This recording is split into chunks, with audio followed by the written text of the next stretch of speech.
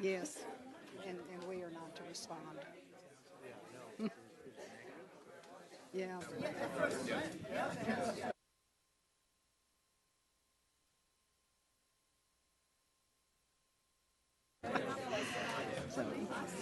All right, if I may have your attention, I'd like to call the June 15th, 2017 meeting of the Board of Directors.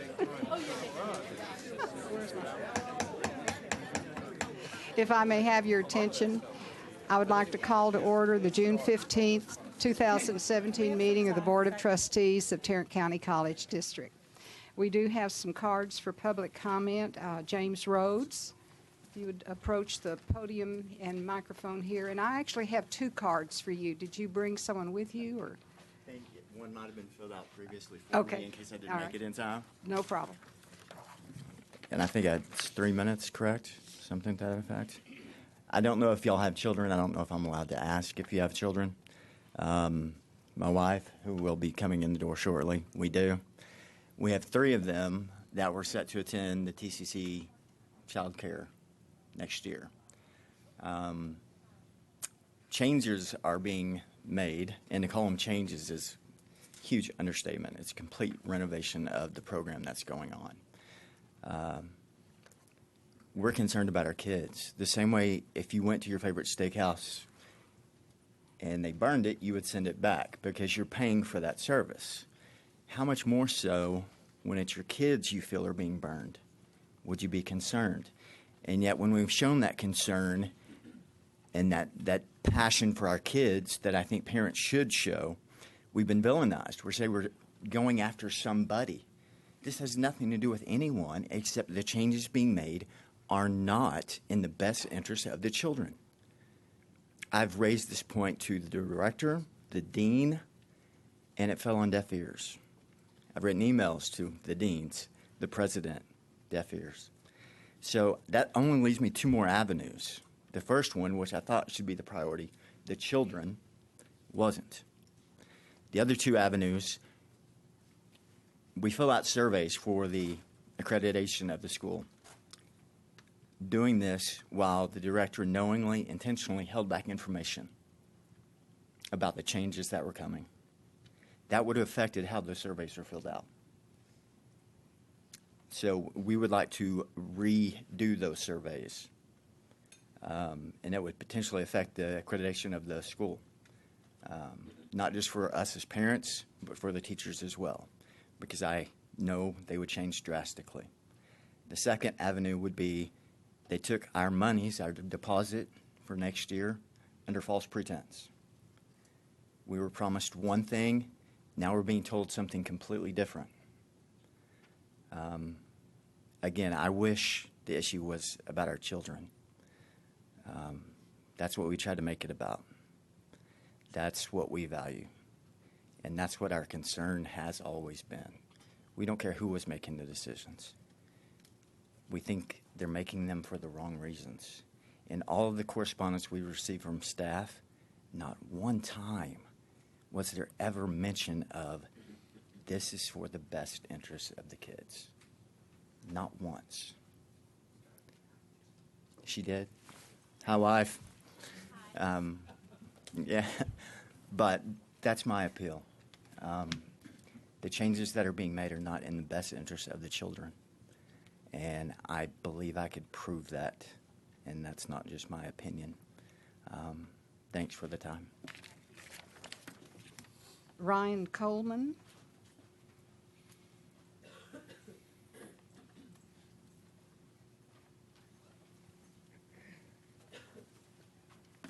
Hello, and thank you. I'm Ryan. I also have some same concerns about the same program, the Children's Center at the Northeast Campus of TCC. We have one child that's already graduated from the program, one more that's currently in the program.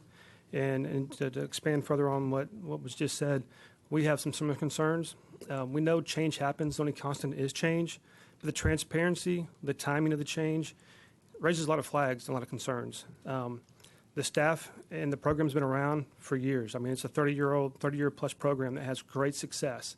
We were referred by people who have kids that are doctors and nurses and lawyers now that went through the program and felt like that was the foundation that helped them build on their academic, success. So we put our kids in the program for that same reasoning. The staff that's been there for the last 4 years since we've been involved in it has been good. It's been excellent. There's been some leadership changes in the last year, and with leadership changes, you expect change. And again, don't need change is constant, but the rate of the change is coming from and the reasoning behind it, I don't think is in the best interest for all three parties that are involved: the kids, the youth, the college kids, and the staff. I think some staff have been misled. I know some of the parents have been misled. I can't speak at all for any of the college students who are there going through the program, but their voice needs to be heard too. We don't expect to be front and center in all decision making, but all three parties need to get together, I think, and have a voice being heard, so we can make it the future or the program be as equally successful as it has in the past. That's really all I have to say for now, but if we had more time, we could elaborate more and welcome that time. Better communication, more transparency, so we can make the decisions we need to do where it's best for our kids. Thank you.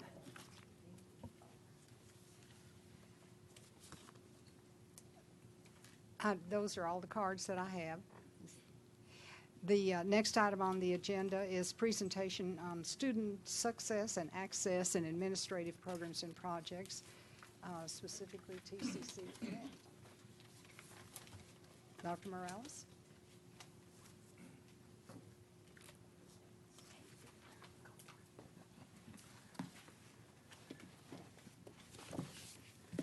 Good evening, Mrs. Appleman, board members, Chancellor Giovannini. I'm here to provide an update in regards to the state of the practice and this tonight highlighting the non-traditional student.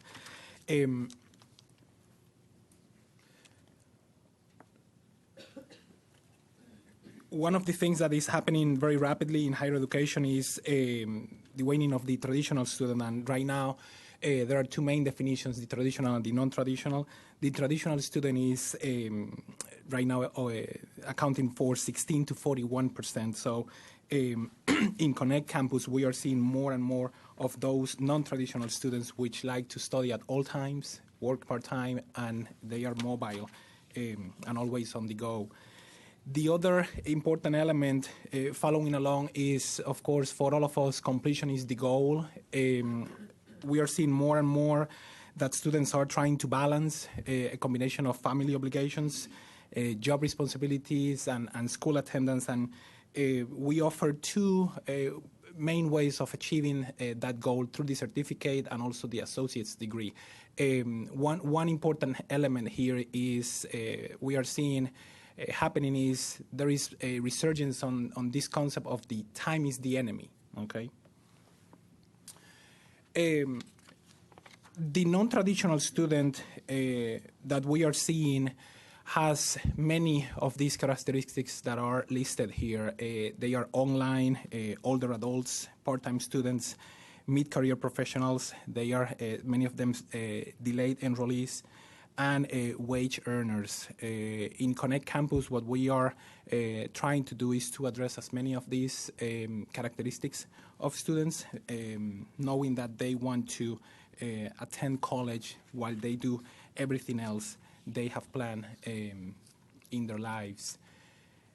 For us in Connect Campus and in TCCD, the online student trends continue to shift. What you see here is a snapshot of a national survey in regards to the age groups, and you see how those have been changing from 2012 to 2016 in terms of students taking advantage of the online part of the operation. Following along, this is an important set of data.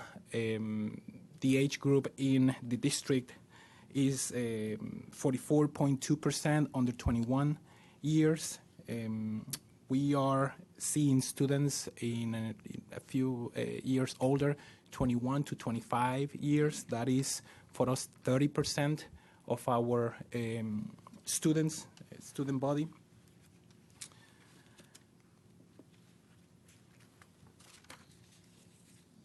Of course, we capitalize on the motivation that students come to us, to TCCD, and of course the primary drive is the career and the job ambition.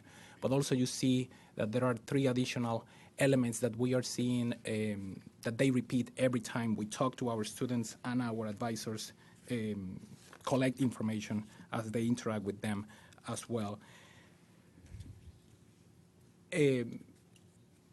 Actually, earlier today, we were in a luncheon, and we heard many of the elements in regards to how the industry needs and educational needs, or educational requirements, need to continue to align.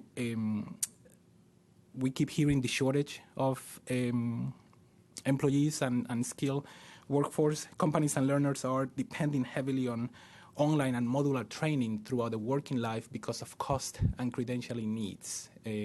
Again, time is the enemy, as many say. Technological changes are the main reason for this trend to be occurring, and more are looking for the formal education in any way possible, if you will. New skills are also required because of functional realignments within an occupation. Recently, I came across with a book that is titled "Thank You for Being Late," and it talks about the pace of automation and the pace in which all these elements are combining. Flexible and accelerated learning options are the common denominator in the non-traditional students. They want to do everything at once, quickly, okay? But there's not enough time to do all that. You see the 3 main areas there: the flexible class schedules, the length of time, and also 50% of them want, again, a shorter term, specifically 8-week courses. The non-traditional student has a preference for that delivery format. Non-traditional students seek a combination of offerings: the face-to-face, the classroom, the hybrid, and also the online. On a recent survey, the highest 2 preferred program formats are not necessarily online. It's a combination of face-to-face and online. Some people call that hybrid schedules, not necessarily hybrid learning. And the second one is many of them have chosen online courses as their preferred method to obtaining a higher education credential. The next part is we're going to show how CN Campus, Connect Campus, is addressing the needs of the non-traditional student, and it's always good to hear from our students.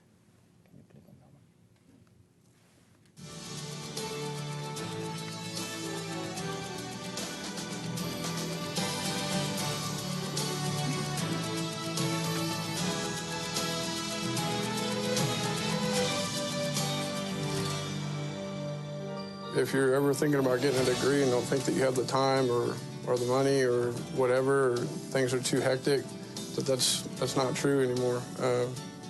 Doing online courses really does work.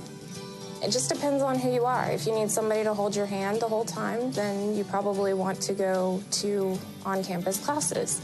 Otherwise, online classes allow you to carry on a full-time job and go to school and be more successful, because I think you're able to focus a little bit more and you spend less time at it because you're not sitting in a classroom for a couple of hours and then doing the same classwork. You're just basically doing the classwork. I got 3 kids and a job, and that gave me the opportunity to continue with my job and also dedicate time for my kids and just work at my own pace at home. Completing 2 semesters in college for the first time in my life is pretty accomplishing.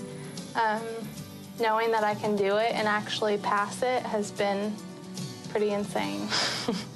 If it wasn't for online, I wouldn't be graduating. I wouldn't be going to a 4-year university. I wouldn't be where I was today.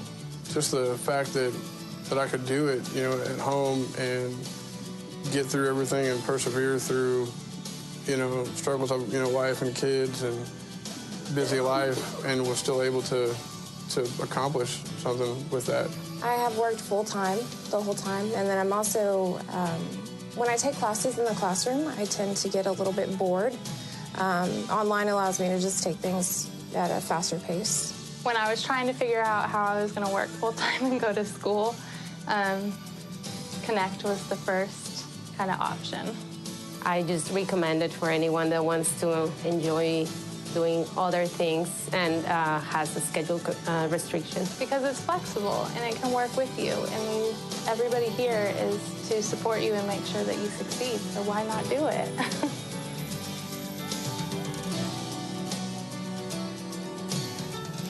I don't know if you noticed, but those are the PTK inductees.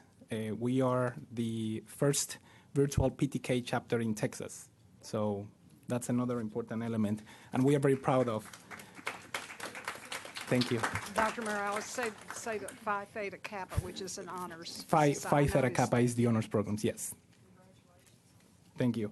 Some demographics here, we kind of mirror the district in terms of gender. Ethnicity, we are pretty similar, if you will. However, one important aspect is that even though TCCD is a Hispanic serving institution, HSI, TCC Connect Campus is an emerging HSI because we are not on the 25% yet. We are at 23.6, and that, changes every semester, but is within the threshold to become an HSI, if you will. Very important, of course, to highlight the modalities that we are affording students so they can attain a higher education credential. The e-learning with our fully online programs and over 350 courses, and the weekend college that serves over 500 students and is growing like weeds in a hot summer. All that is reinforced by student services that are fully available, fully online and always available to our students.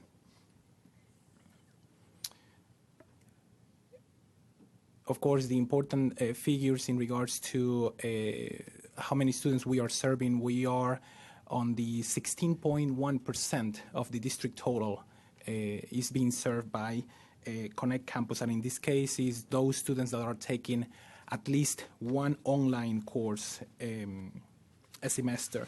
This next graph shows those students that are 100% enrolled in online courses, and that is equivalent to 9.4 of the total number of students that the district serves. General trends and national trends, the important figure here is that it continues to grow. There are several factors. I can give you a milk of crate full of research that we have been using for this, but from 2002 to 2015, it has been over 6 percentage points of growth, from 9.6 to 15.4 in terms of the importance and prominence of online. Another important set of data, and actually this is the one that we are very proud of, the success rates for the two modalities that we provide to students are displayed there, 67.9 for e-learning and 71%. And we define success rates, all those students that make A, B, C, or CR, above C is what we define as successful. Going back to the original statement of the non-traditional student and making the connection, this is what we are doing for the student. I think that the pressure is on us, all these companies moving to North Texas. I think, Chancellor, you said 5 million jobs being on field this morning nationwide. So this is the way we are proposing and we are doing for our students and the citizens of Tarrant County in terms of opportunities. A-week programs, weekend college, we start monthly starts in fall. That means that every first Monday of a month, starting in September, students can start a course. And as they do that, they can finish a degree in 18 months, give or take. But that is the new goal and the new operation in which we are embarking. This summer has been very, very interesting for us because we are getting more and more students from universities that want to do everything at once, be at the well, I used to say beach, but at the lake, and also go to school as well. With all that said, thank you for the support and the interest. Any questions? Board members, any questions? How do you, the general public hears a lot about online learning, and it's, sometimes pretty trashy. How do you say we distinguish ourselves, generally speaking, from other online colleges, and what do you tell people, what makes a difference in what we do? Quality, of course, and how do we do that? First of all, we have a dedicated unit in this institution, which is TCC Connect Campus. So with that said, the faculty is great. The training we afford to them, the technology tools that we use are properly vetted.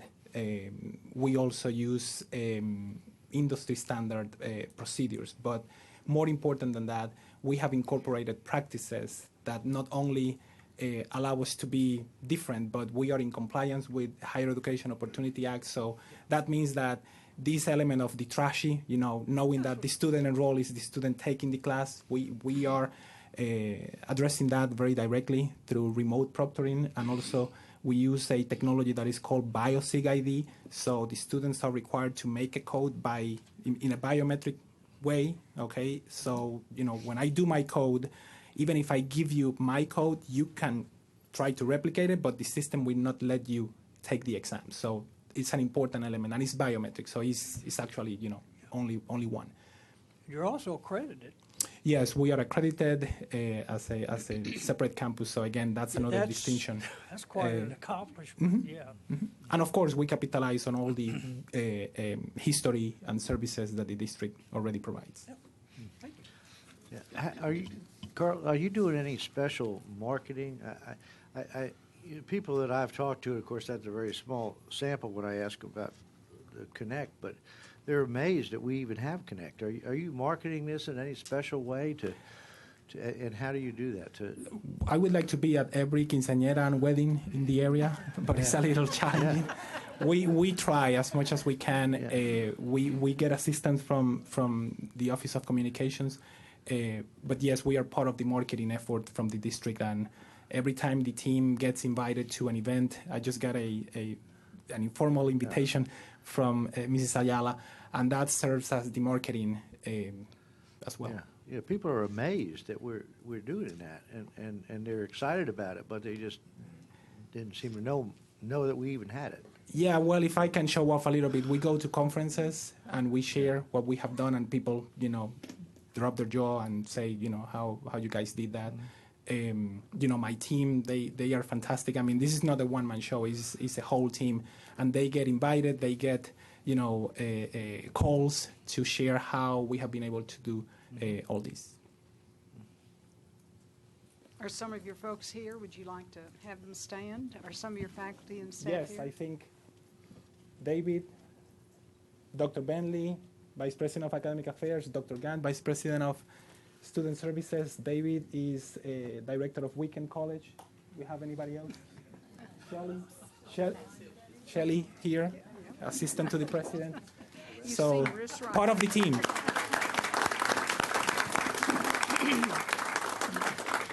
Thank you, and Thank you. congratulations. Sure. And I hope you I have enjoy one other your question. Oh, sure. I think it's an important point, and I hope I know the answer, that as classes are transferable from other campuses because they're a district, that's also true for any classes taken at TCC Connect. They're fully transferable. And that's one of the unique differences between TCC Connect and many of those other online.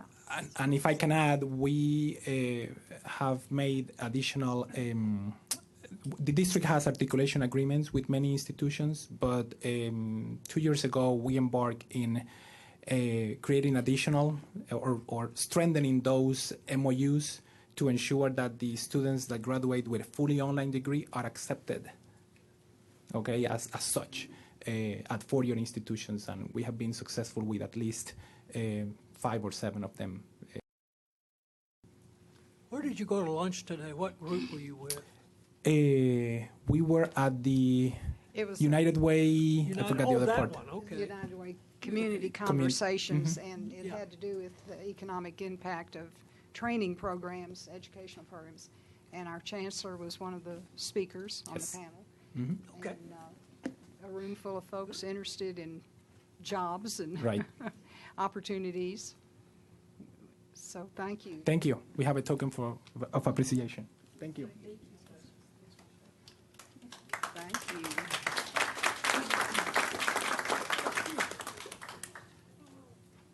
Is this an old-fashioned pen? I don't have to use it on my computer?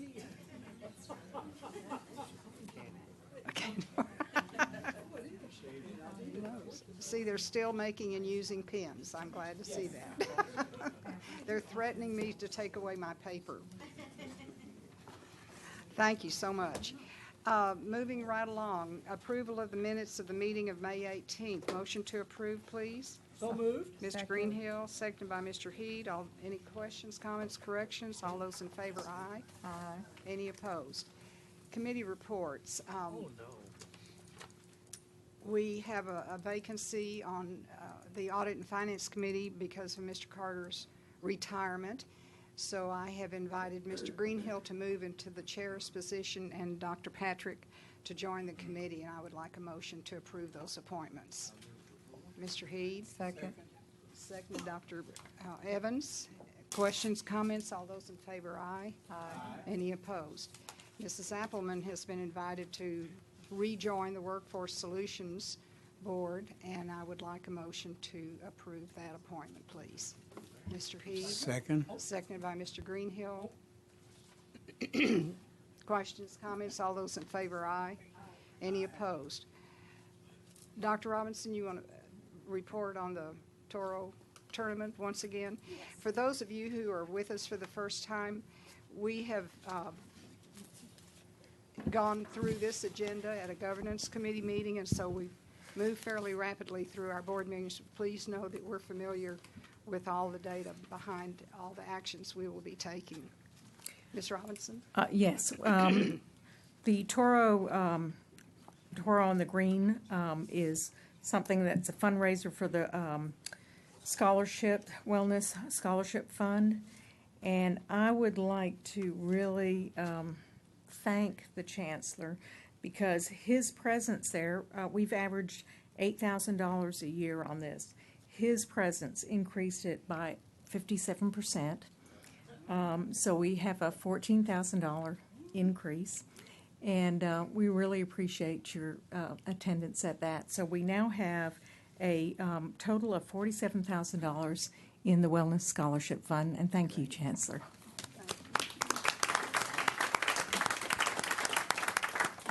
That was not a question we asked you when we interviewed you about your attitude towards golf.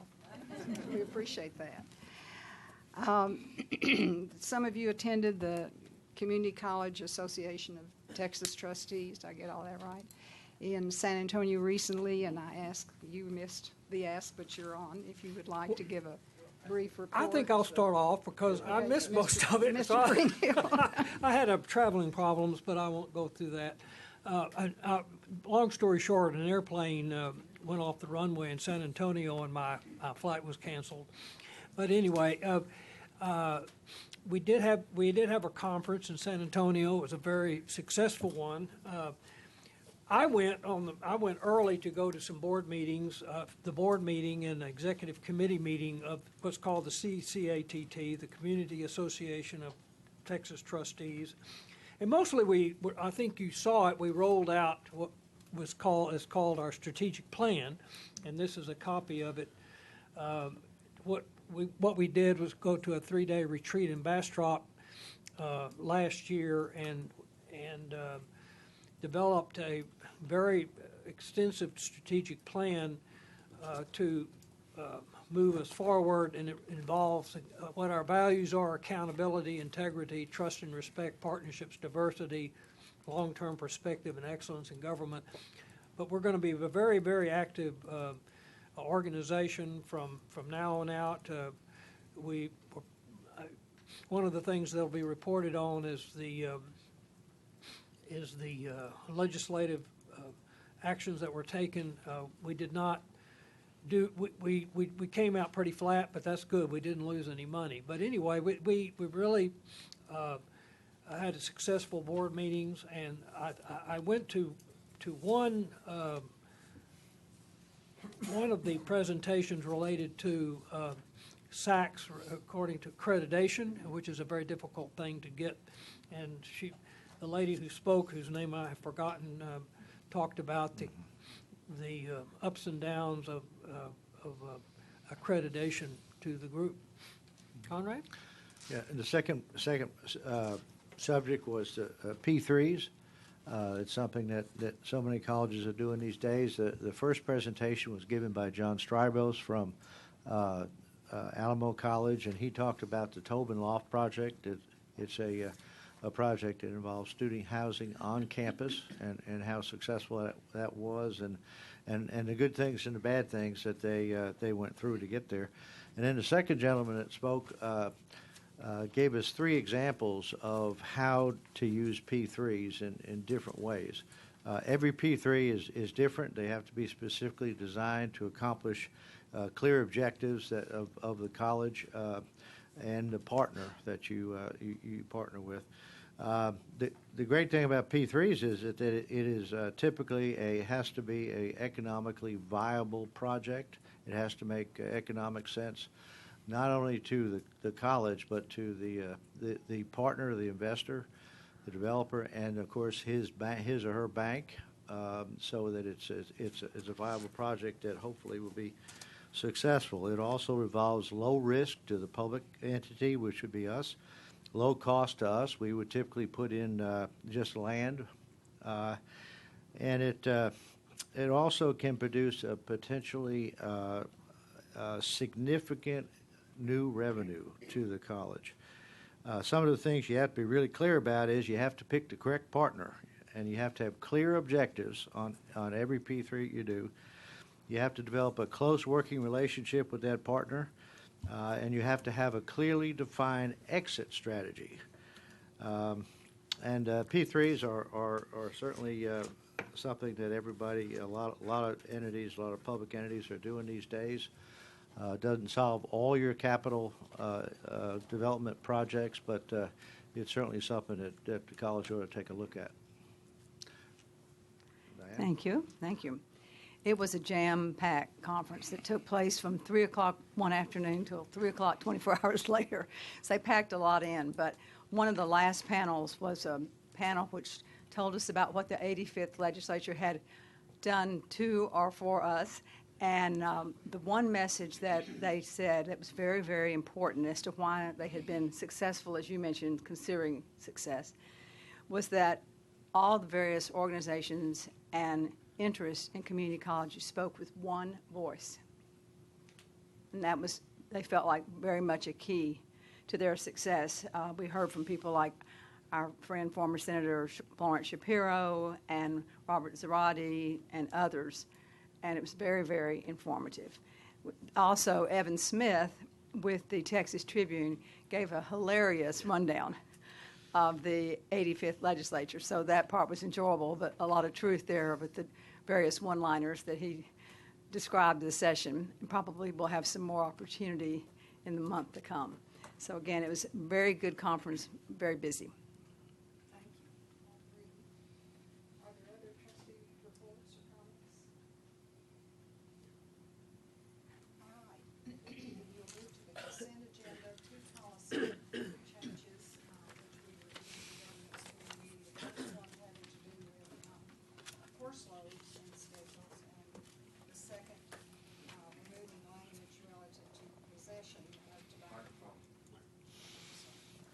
Having to do with possession of tobacco products or e-cigarettes, which the policy will retain the restriction against use of those products on campuses and in our buildings.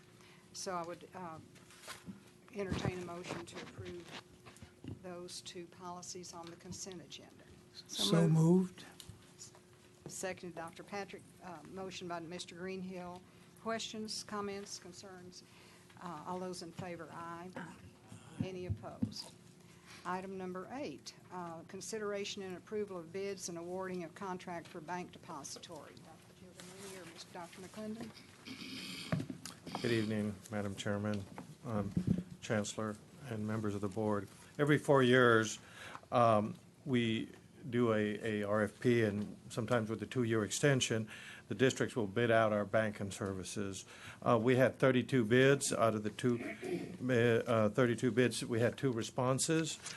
The way that we did our selection was based on the least cost, experience in the market, and then we annualized. One of them gave us, they tied their cost to the T-bill, so we went ahead and annualized that and found out which. And so the selected bank was J.P. Morgan Chase was a selected bank. Motion to approve. I have a question. Yes, Motion, sir. let's get a motion on the Oh, table. I'm sorry. So moved. Mr. Greenhill moves Second. and Dr. Second. Evans Sorry. seconds. Okay, now questions.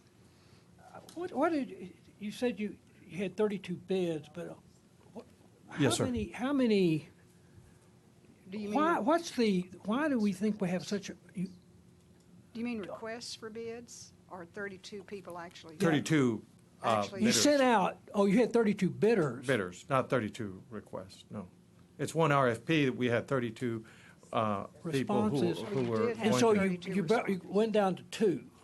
2 are the only ones who responded, sir. Oh, 2. 32, yeah. Oh, you sent it to 32 and Right. 2 responded. Yeah. Why do you think only 2 responded? Well, of course, I'll give you some responses. The other thing I could, one has to do with, do they want this, the quality of service that they need to provide for the type of service. The second one is, do they have the bandwidth to be able to handle an operation that's large, and do they have a representation in the state of Texas? The other thing is, are they interested in a competitive cost? And the other one, I cannot tell you why they may not want to. But No, those what are- I'm trying. Okay, what you're saying is, you had qualifications out there that they felt like they did not meet. We had very. Not only did we have qualifications, we actually had a great number of data that explained exactly what the type of services we wanted Okay. and what the type of services we'd want you to provide for us. And that's something in the market. Well, yeah. Yes, okay, sir. all right. And during your presentation to us in the governance committee meeting, you said that Chase can do some things that I think it was Frostbank cannot do. What does that? Give me some examples of what Chase can do that Frost can't do. I'm just interested in. Well, I would say that Chase has a more experience. It has more institutions that it's serving than Frostbank. Okay. So if we look at it, that's a market sector that they seem to have penetrated more. Okay. And so those are the what we're saying is we believe that That's an important. It's aspect. for us. If you think about a banking service, to me, it's very important because a banking service is we already know your electronic bank statements. We already know exactly what our pressure points, and we know exactly what is the ability of you to be able to handle a crisis. The other thing is we can see what other institutions have told us throughout. They seem to be in this a niche player, and they also Okay. be not only are they a niche player. I mean, I like that they're a niche player. They also price competitive, and they have been serving us well. And if you look at the difference in the cost, that's only one element. It's price and best service, and so that's one of the considerations that I certainly have, Okay. and my staff does too, sir. Thank you. Other questions or comments? All those in favor of awarding the contract to J.P. Morgan Chase, please say aye. Aye. Any opposed? Thank you, Dr. McDonough. I have two members from Chase. Mr. Todd Ritterbush is the Manager and Director and Chief Executive Officer for Tarrant County, and I have Mike Wilson. And I think Mr. Ritterbush would be good if he could say a couple of words. Absolutely. Would you like to, sir? Welcome to the podium, Mr. Ritterbush. Good evening, trustees, and thanks very much for the opportunity to say a couple of words this evening. Thank you also for the opportunity to continue to serve Tarrant County College. We are honored by this opportunity. We recognize Tarrant County College as one of the two most important institutions for the long-term success of this community, the other being the Fort Worth ISD, and that's purely my opinion. But between those two institutions, they will dictate the future of this community. And we recognize that importance, and we endeavor to serve you in a way that reflects that. We also know of the importance because we're a large employer here. We employ about 3,500 employees here in Tarrant County. And most of the jobs that we have in Tarrant County require some form of post-secondary education. As you may expect, many of the employees we have in Tarrant County came through Tarrant County College at some point in their educational careers. And so we feel the impact of Tarrant County College on our workforce every day. Having worked with Tarrant County College now for several years, I feel personally very blessed to have this organization in this county. There are a lot of community colleges out there. They're not all run as well as this organization is run. They're not all as good a steward of the resources in which they are entrusted, and they are not all making the kind of impact that you're making through the size of your student body and through the programs that you offer. And so we're grateful for the opportunity to serve you in this banking relationship, but more importantly, we're grateful for what you do every day. Thank you. Thank you. Do you wish to speak to it? I'm just gonna add something to Mr. Greenhill's question. You know, banking regulations have changed since 2008. One of the deterrents to your business is that you're a local government. So that requires collateral to be held for your deposits. A lot of banks have gotten out of that business. So I just wanted to add that. We're not. We appreciate that. And I also want to thank you for being a highly valued customer for many years. Thank you very much. Thank you both for coming and joining us. Item number 9, Mrs. Petty, consideration and approval of deductive change order with Texas Refrigeration for the purchase and installation of valves on chilled water and heating coils on the Northwest Campus. A deduct or credit in the amount of $35,150. Motion to approve. Mr. Heed likes that. Second, Dr. Evans, any questions? Just remember me next month when I bring 11 items to you asking for money that I gave a little back this month. Thank you very much. Thank you. All those in favor, aye. Y'all going to vote yes on that one? Okay. Item number 10, Dr. LeBlanc, consideration and approval of one-year extension of a contract with EdFinancial Services to provide financial aid and call center verification processing in the amount of $438,000. Yes. Motion to approve? So moved. Dr. Evans, seconded Mr. Heed. Questions of Dr. LeBlanc? Comments, questions, discussion? All those in favor, aye. Any opposed? Thank you. Stay where you are. Item number 11, consideration and approval of agreement with Technical Laboratory Systems, Inc. to purchase, I mispronounced this at the meeting, FANUC FAST Robotics Training System in the amount of $166,900. Motion to approve. Mr. Heed. And seconded by Dr. Patrick. Did you want to show that video again? Is it available? I don't have that video. Okay. All right. You got to see it. We saw an interesting video of how this robotics system will work. None of us understood it, but it was very impressive. So this is the wave of the future. Any questions or comments beyond what we discussed at the committee meeting? All those in favor, aye. Any opposed?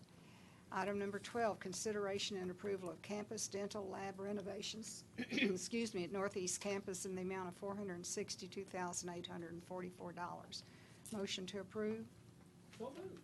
Mr. Greenhill, seconded by Dr. Patrick. Questions, comments? All those in favor, aye. Any opposed? Thank you. Thank you very much. Mr. Ragu, consideration and approval of agreement with CDWG to purchase Avocent keyboard, video, and mouse switch refresh replacement in the amount of $140,558.03. Motion to approve. Dr. Evans, seconded by Dr. Morrison. Questions of Mr. Ragu? All those in favor, aye. Any opposed? Thank you. All right, thank you. Dr. McClendon, monthly financial report.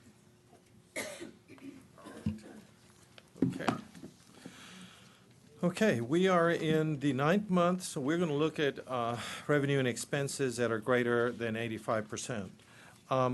As we compare ourselves to last year, we were at 92.9, and this time we're at 93. No, I mean 93.9 was last year. We're at 90, so we're pretty similar in revenue.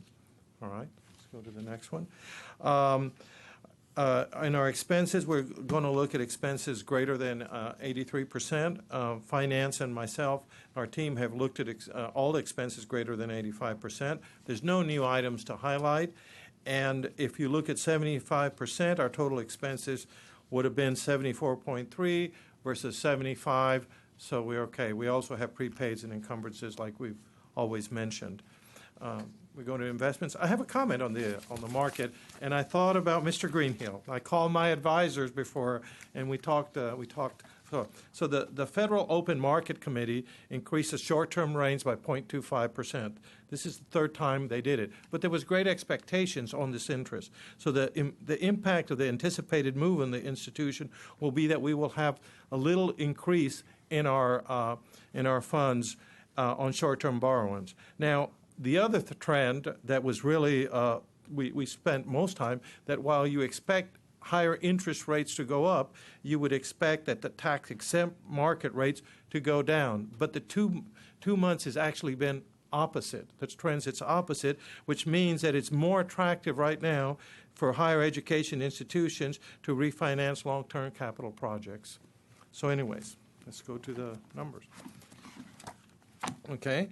So our pools, it was counterintuitive on the curve. But anyways, so if we look at our pools, we have a decrease of 18.5 mil. Sorry. We have our short term. There's no activity in the short term. If we look at our U.S. agencies, there's again no activity on the U.S. Agencies. Our total portfolio balance is $341.3 million. And an ending balance of 322.8, and the decrease is 18.5, as mentioned before. Our yield through 5/31 is 1.1%. Our spread is 0.31, and our weighted average movement is 375 versus 365. Questions?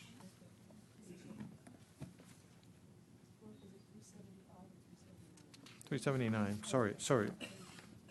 It's 365 versus 379.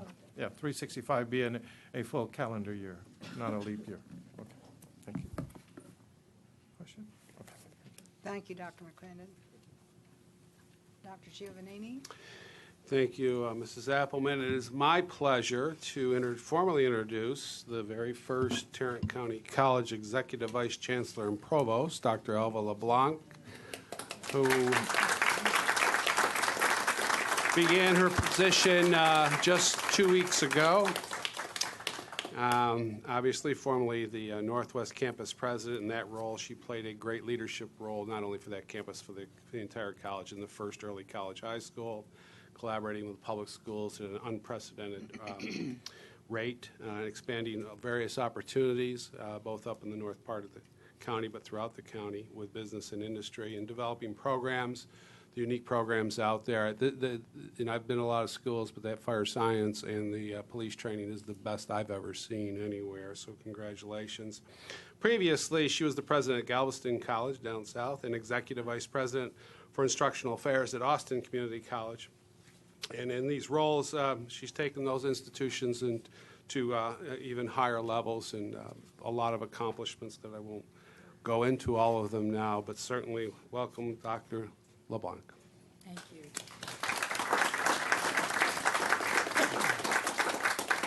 Thank you, Dr. Giovannini, Mrs. Appleman, members of the board. I want to thank you for giving me the opportunity to work with an exceptional group of individuals who accept responsibility as a team for the success of our students. I'm very optimistic about the future of Tarrant County College. The college started out as a junior college, some of you will remember that, and it has transformed itself into a community college that also speaks to the needs of business and industry. We've expanded our partnerships with the public schools, which is extremely important, and we are serving more individuals than ever before. And when you looked at the statistics that Dr. Morales shared earlier today, you see that we reflect the community very nicely in our student population, and that took a lot of effort and it took a lot of work on the part of these good people. So I just want to say that I'm fully committed to Tarrant County College and the focus of operating as one college that is student ready. I love this institution and I will work very hard for you. Thank you. Thank you. And Dr. LeBlanc, will you please rejoin the podium? That's right. So, yeah, I've been celebrating for 2 weeks. This is really awesome. So it's my privilege and pleasure to introduce the president of the Northwest Campus, Dr. Zarina Blankenbaker. It's a little bit of a tongue twister, but we can do this. So Dr. Blankenbaker was executive vice president at Richland College, a diverse urban community college with over 20,000 students, largest of the 7 accredited colleges in the Dallas Community College system. As the chief learning officer, she developed the college as a center for innovation in promoting student learning in a technology-enhanced environment. Most recently, she redesigned the college to better align academic affairs, student services, and continuing education, and created the Center for Integrative Learning and Teaching Innovation. At Richland College, she served as a faculty in the School of World Languages, Cultures, and Communications for 8 years. English is her second language, so you will be very impressed with that. It's her fourth, I'm sorry. She's such an underachiever, honestly, but we'll just work with her on that. Her professional experience includes working as a vice president of instruction, associate vice president, dean, program chair, faculty, academic advisor, professor, and financial counselor with Army Community Services. She was awarded a merit scholarship to attend Indiana University, and there she graduated with distinction with a Bachelor of Science in Education and a Master's in Applied Linguistics. She received her doctorate from the University of North Texas in Higher Education Administration. Please help me welcome Dr. Blankenbaker.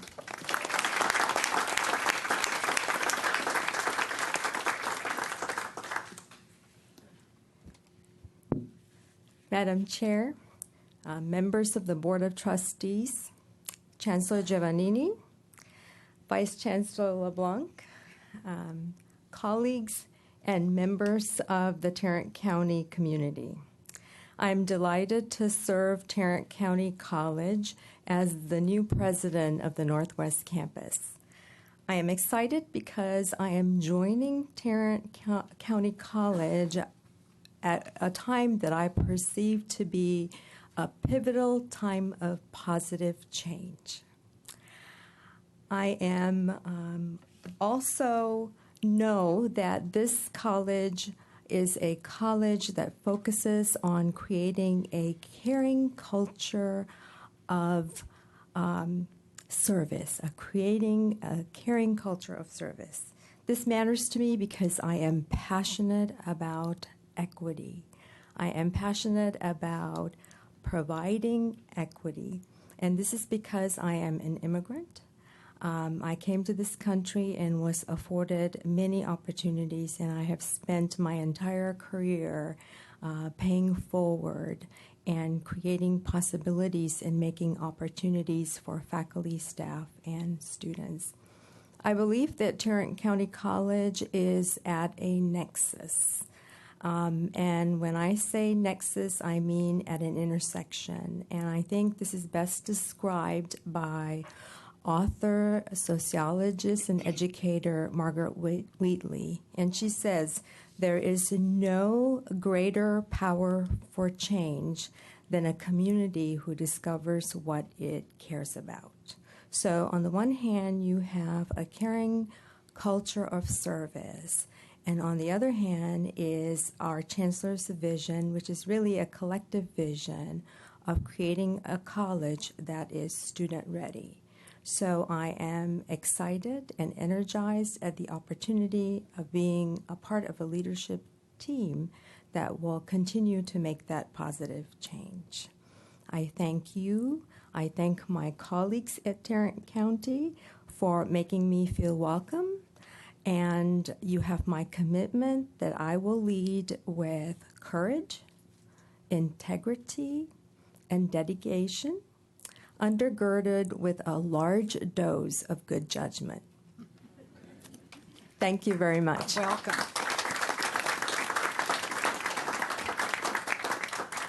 Dr. Capolo?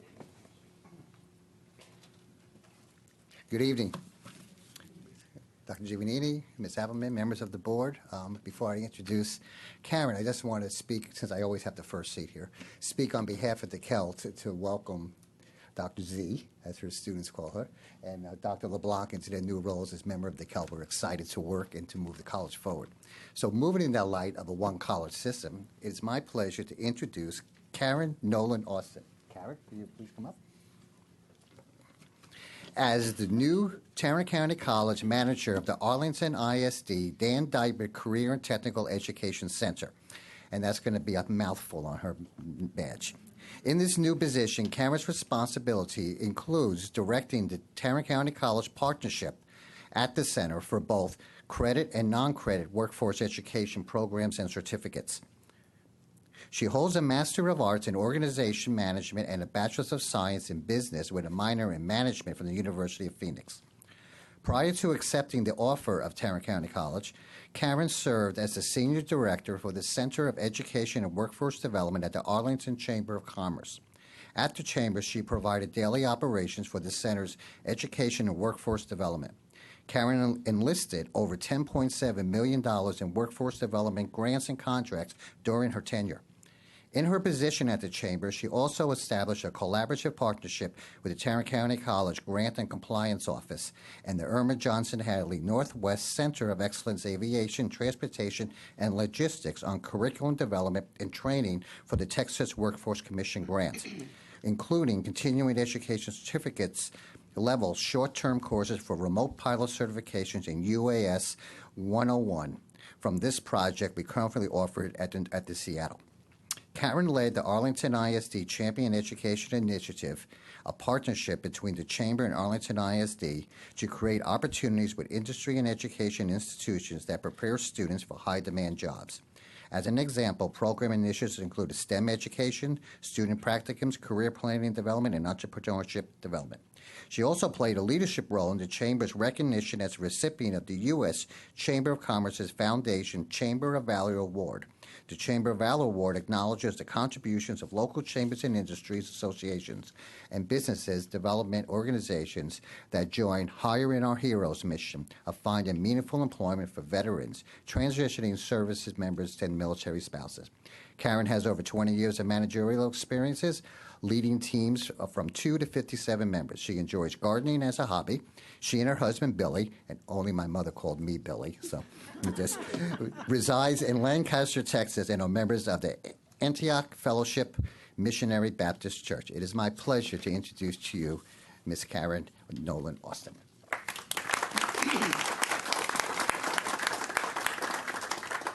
Thank you so much. Good afternoon. Chancellor Giovanni, President Appleman, and members of the board, I am very pleased and honored to be here today, and I have already really hit the ground running. Thanks to Dr. Coppola and Mr. Michael Sonato, and the entire team here at TCC from my period of first day with the orientation here in this very room, as well as just going through your entire system. The team has been very, very wealth of knowledge and very, very courteous and friendly, and that meant a lot, or has meant a lot. I was going to share a couple of weeks ago, Dr. Coppola and Mr. Sonato and I had the privilege, actually, of going out to the new Arlington ISD Dan Dipert Career and Technical Center to look at the construction site. And we were very excited to join many of their board members on the Arlington ISD board, trustees. We had a really very interesting tour seeing how the center is shaping up, and that we are really excited to be a part of being a part of that facility. So I am very excited that we get a chance, or I have an opportunity to work with all of the campuses here at TCC, that we will move forward with courses that will be made available for students that are taking part in the dual credit program, as well as evenings and weekend courses there at the center. So in my closing, I really want to say I'm committed to our mission, which is to provide affordable and open access to quality teaching and learning. And I'm very happy to take on this new role. And thank you guys again for the opportunity for me being with you as well. Thank you.